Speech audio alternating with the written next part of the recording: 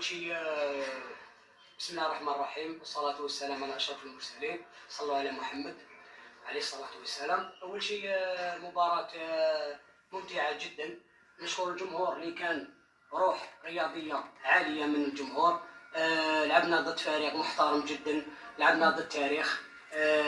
مولودية قسنطينة فريق محترم جدا، كون فريق يعني ممزوج بين الخبره والشبان. لكن المباراة تاع اليوم عرفت يعني الفريق شوط اول وشوط ثاني. الحمد لله وين الشوط الاول كنا متحكمين في الريتم.